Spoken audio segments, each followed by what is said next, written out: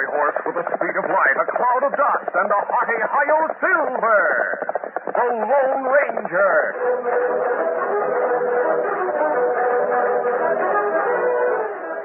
Before this exciting adventure, a word from our sponsor. General Mills, makers of Cheerios, the ready-to-eat oat cereal that gives you go power, and Wheaties, the breakfast of champions, present by special recording, The Lone Ranger. If you like to put on shows for your friends, here's a tip. Take a look at the special Wheaties, Trix, Sugar Jets, Cheerios, and Kix cereal packages at your grocer's right now. Just turn them around, and you're looking at a magic Disneyland Park light-up. Light them up with Christmas tree lights, and they look so real you can imagine you're seeing Disneyland Park at night.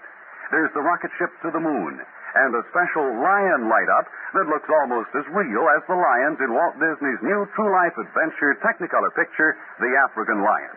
Altogether, there are 18 different light-ups, and here's how you get them. Just look for the Mickey Mouse sign on the front of Wheaties, Cheerios, Kix, Trix, and Sugar Jets. The Mickey Mouse sign tells you there's a Disneyland Park light-up on the back of each package, free of extra cost. Start collecting Disneyland Park light-ups right now. Look for the Mickey Mouse sign on the front of Trix, Sugar Jets, Kix, Cheerios, and Wheaties.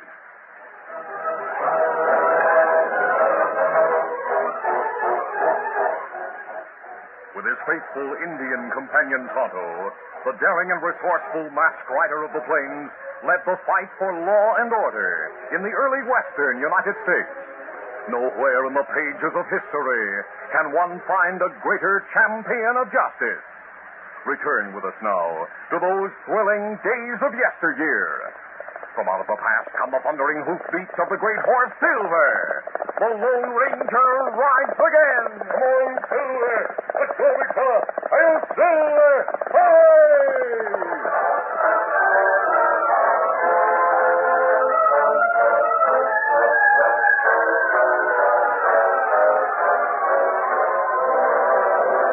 Blinky Wade had spent 20 years in the United States Army. As supply sergeant at Fort Carter, Blinky was conscientious, but at times exasperating to the officers because of his habit of using his own judgment in interpreting requisitions. Major Calvert, a young officer, newly appointed to his first post as a fort commandant, was inclined to look upon Blinky's habit as a flagrant disregard for Army orders. Sergeant Wade, you know why I sent for you? No, sir, but if there's anything I can do to help you learn the ropes here, Major... I can take it. If I can't command this post without asking your help, I'll resign. No need to do that, Major. Seeing as how I've been around here... Quiet, Sergeant. I'll do the talking. Yes, sir. I sent a requisition to your desk for 12 blankets. You changed the order, and we received 6 dozen. What do you have to say to that, Sergeant? Well, sir, I figure it's better to have plenty of blankets. Sometimes when they go scouting for a few days or something like that, some of the men lose blankets, sir. Maybe so, but... Oh, what's the use? You've been here a long time, and you know the ropes. Also, I admit you get supplies through quickly. But you must stick to what's written on the requisition, understand? Yes, sir. I've discussed this sort of thing with you before, Sergeant. Yes, sir. In the future, see that you curb your tendency to change the requisitions. Just as you say, sir. Now, tomorrow you're taking a detail into Roxton to bring back a load of new Winchester repeating rifles. Well, I've seen one of those rifles. By Jiminy, Major, with 100 of those in the hands of the troopers here, we could hold off most any number of Indians that might try to attack the fort. I know all that. Just bring the repeaters back here, then I'll issue them to the men. Yes, sir. Also, I sent a requisition to your desk for 12 hide drumheads. The drummer has difficulty with his drums because the excessive heat damages the drumhead. He just don't know how to take care of them. Never mind that. Just bring the drumheads. Yes, sir. And we also need 2 drums of oil for the lamps and lanterns. All right, sir. That's all, Sergeant. Remember what I've told you. Yes, sir.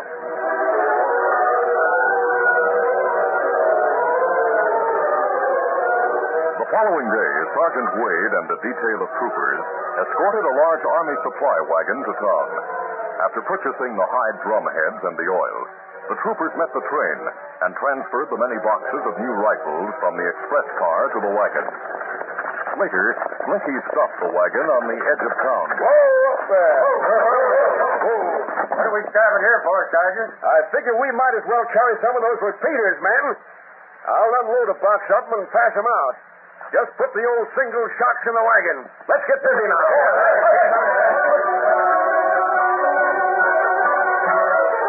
After distributing the new repeater rifles to his detail of 6 men, Blinky gave the order to proceed toward the fort.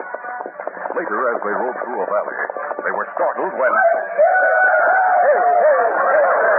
Indians coming down the slope. Must be a couple of dozen. Use those repeaters, men. This is a chance to try them out. Hurry it up now. The troopers, using the Winchester repeaters, had the advantage, not only of longer range, but also of continuous fire. And within a very short time, the Indians, leaving their wounded, gave up and disappeared over the ridge. By thunder, look at that. Because of these repeaters, we beat those redskins off. And they couldn't get close enough to do more than crease one or two of us. Wait till the men at the fort hear about this. Get up there.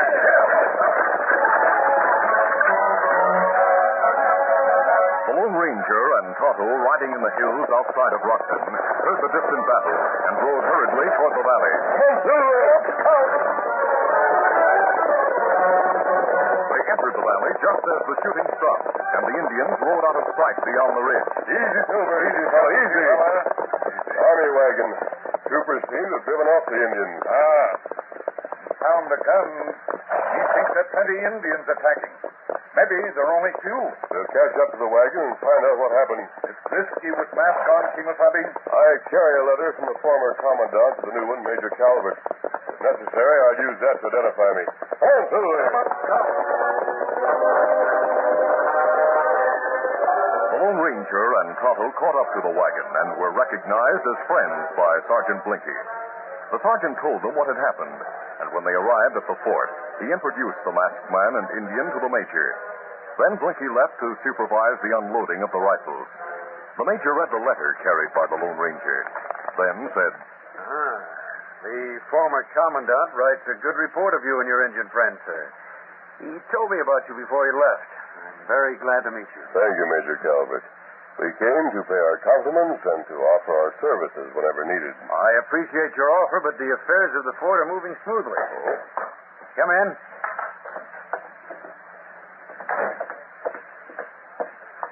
Well, Sergeant Wade? I came to report, sir, that the new rifles are unloaded. If you want to distribute them now, the men will be mighty pleased to get them. I'll distribute them when I'm ready, Sergeant. The sergeant used good judgment in giving the repeaters to the men in his detail today. It hadn't been... You disobeyed my orders. I reckon I did, I'll sir. send you to the guardhouse for this. Just a minute, Major. If the escort hadn't carried those rifles, the Comanches would have taken the entire wagon load of them. Comanches? Yes, the wagon was attacked by about 2 dozen Comanche Indians. Due to the fact that the sergeant had the foresight to issue the repeaters to the men, the Indians were driven off. That's right, Major. I didn't get a chance to Go to your quarters, Sergeant Wade, and stay there until you hear from me. Yes, sir.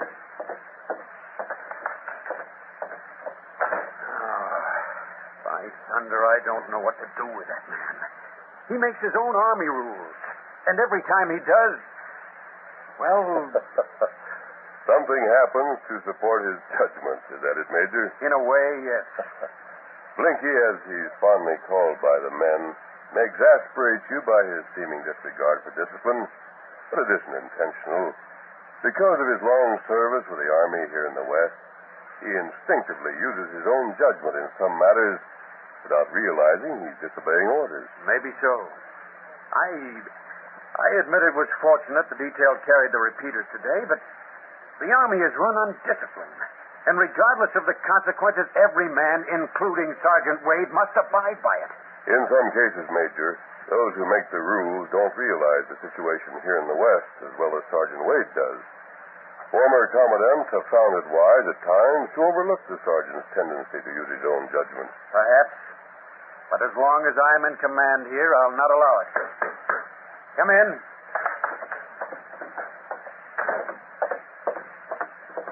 Corporal Hawkins reporting, sir. Oh, what is it, Corporal? The drummer, sir. He asked for a dozen new hide drum heads. Sergeant brought only 2. What? I distinctly ordered a dozen. The sergeant changed that order. Yes, sir. Also, Sergeant Wade brought back 12 barrels of oil, sir. There's no room in the supply cabinet. 12 barrels? I told him to bring 2. I used the word drums of oil. I suppose he stupidly confused that with the order for the dozen drumheads. Oh, no, sir. Sergeant said the drummer ought to learn how to take care of the hide drumheads and didn't need more than 2 new ones. Also, he said the storekeeper had only 12 barrels left and didn't know when he'd get more, so he took them all. This is the last straw. Load 10 barrels of the oil back onto the wagon. Take someone with you and return that oil to town. Oh, yes, sir. But it's sundown. No matter. Spend the night in town and come back to the fort in the morning. Rockton is only a 2-hour drive from here. Yes, sir. One more thing. Tell the sergeant of the guard to arrest Sergeant Wade. He'll spend 30 days in the guardhouse, and I'll see to it that he's broken to the rank of private. Yes, sir.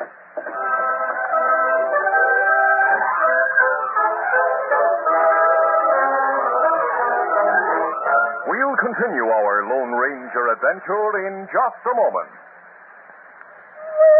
All over the country, in every direction, how you doing is the question. And here's what the happy people have to say. Are we and doing okay? Okay. Sure enough. Take Midwestern champions, for instance. When Bobby Feller takes the mound, the outfield boys sit on the ground. That Wheaties pitching leaves them there, watching batters fan the air.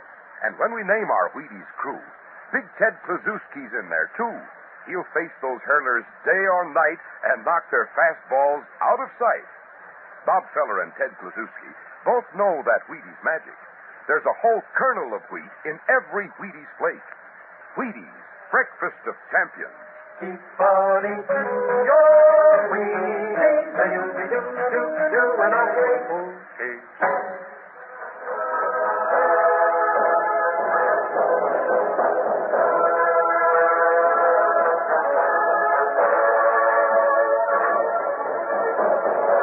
Now to continue. Infuriated by Sergeant Wade's disregard of orders, the young major commanded his arrest and demotion. The Lone Ranger, realizing there was nothing more he could do to help the sergeant, arose, saying, Well, Papa tried to tell the wagon, Major. I'm sorry you see fit to take drastic steps with Sergeant Wade. That's the only course left for me, sir. I'm glad to have met you and your Indian friend. I hope you'll drop in again. Thank you, Major, and adios. Let's go, Tonto. The wagon will be leaving as soon as the barrels of oil are loaded. Good. We'll be waiting at the fort gate. Goodbye, Major. Goodbye, sir. Fort Carter was built on the side of a valley through which ran a wide, shallow creek, separating the fort from the ridge opposite. The fort was some 300 yards from the fast-flowing stream, which came from a heavily wooded area at one end of the valley. The trail to town, on the same side of the creek as the fort, ran parallel to this stream. The Lone Ranger and Tonto, mounted on their horses, waited outside the fort gate for the wagon. Yes, plenty dark. You must have it. Yes, there's no moon tonight. And even if there were, it would be hidden by the heavy overcast. It's better. Wagon wait till morning and go to town. I agree. Here comes Corporal with wagon. Come on, Silver. Get him up south.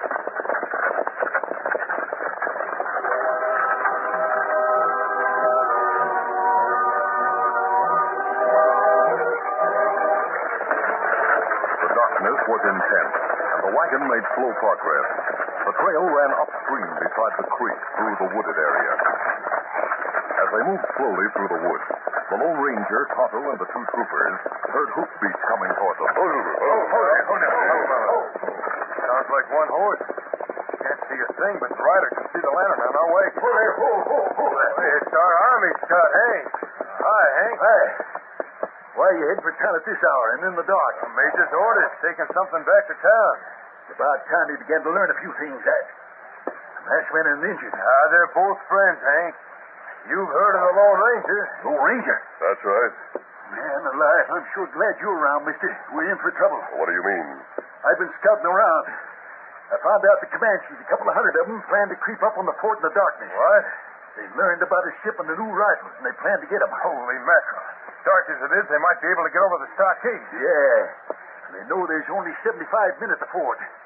They can creep up, surround the fort in the dark, then use crude ladders to get inside before the troopers can see them. They're getting on the ridge right now. How did you find out? I saved the life of a Comanche brave once. He tipped me off. They plan to sneak up on the fort in an hour from now. What about the townsmen? Rockton is practically deserted. Everybody went to the rodeo 20 miles away. Anyway, you're only half a mile from the fort. There's still a long way to town. Why not go on to the fort and inform the major? Then suggest that he issue the new repeater rifles at once. Even they won't do much good if the men can't see what they're shooting at. Now, wait a minute. This wagon is carrying 10 barrels of oil. Yeah, that's right. I suggest the scout go on to the fort at once to warn them. I think there's a way we can help them here. I'll leave right now, mister. Yeah. What can we do? The attack is to start 1 hour from now. Yeah. Let's unload the barrels of oil and carry them to the banks of the stream. All right, let's get busy. Easy, steady, big fella.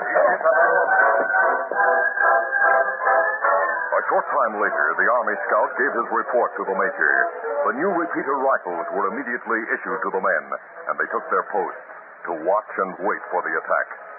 The young major, trying his best not to show his nervousness, stood on one of the ramparts near the front gate, talking to the scout. Tarnation, take this infernal darkness. I can't see a thing. That's right, Major. There's no way of telling when those redskins will cross that creek, sneak up to the stockade and come at us. They won't make a sound either. The creek's about 300 yards away. They could cross, then climb right up in front of us before we'd know it. Yeah. According to what I was told, Comanches will be starting down the slope from the ridge in 5 minutes. Then in 5 minutes, I'll order the men to start shooting. At what? They can't see a thing. The Comanches will know just where the troopers are placed. I figure the masked man has a plan in mind. I, for one, would wait. I think the masked man has deserted us. I'm responsible for this fort. I didn't like the way he intimated I was wrong in dealing with Sergeant Wade this afternoon. Yeah, I heard about that. And I agree with the masked man. You forget yourself, sir. No, I don't. I'm hired by the Army, but I'm not an enlisted man, Major. I got a right to express my opinion without being afraid of getting sent to the guardhouse. Now, if you've got any sense, you'll just wait and forget that order to start firing into the dark at nothing.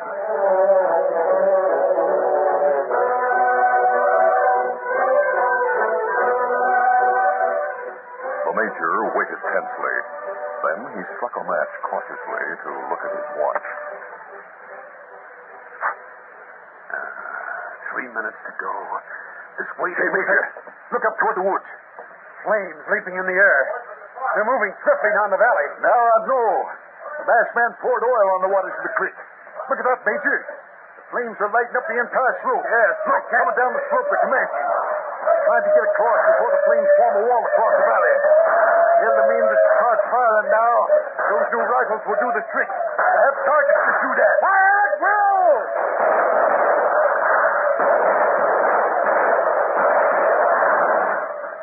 Comanches had hardly crossed the stream before the flames passed the fort, but the light from the burning oil made them targets for the rapid rifle fire from the fort.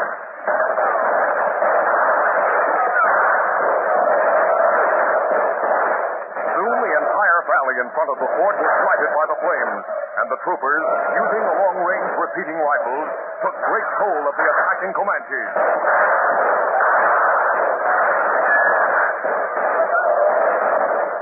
The Indians had crept forward on foot, leaving their ponies back on the ridge. Surprised and dismayed by the light from the flaming oil and the rapid firing from the fort, they were unable to go back across the creek to their ponies. Finally, running in great disorder, they hurried down the valley, leaving many dead and wounded. The attack was a complete failure, and the Comanches were defeated.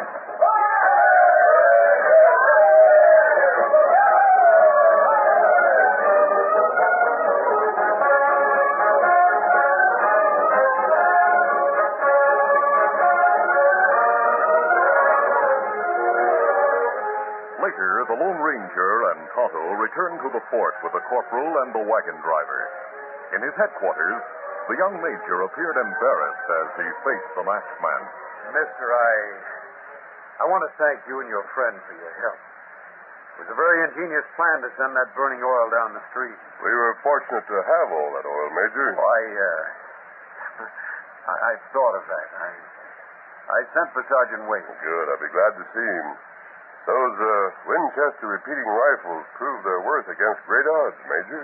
Yes. Because of them, we defeated the attack, though we were greatly outnumbered. Come in.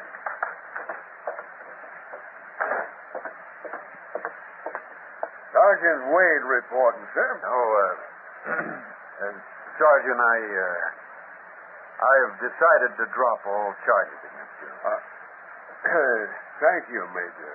From now on, Sergeant, I'll follow your orders to the letter, sir. If you do, I'll break your neck. Sergeant, I think it's about time I acknowledge that I'm green at this sort of thing. Now on, I'll let you use your own judgment. Why, thanks, sir. And you, mister? Do you have any other ideas? Yes, Major. That you follow up your advantage by sending for the Indians' ponies over on the ridge. Then at dawn, round up the balance of the Comanches. They can't go far on foot. Tonto and I'll return and ride with you if you want us to. Fine. Maybe with you and Blinky to help, I'll learn how to really command a far western post.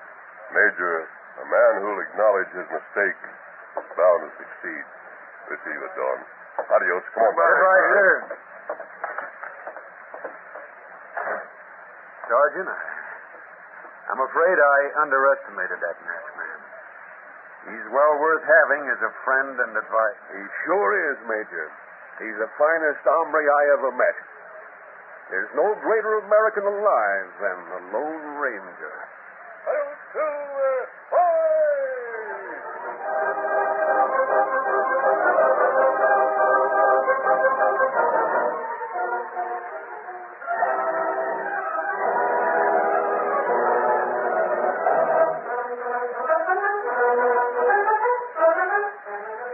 The Lone Ranger, a copyrighted feature of the Lone Ranger Incorporated, is produced by Trendle Campbell Muir Incorporated.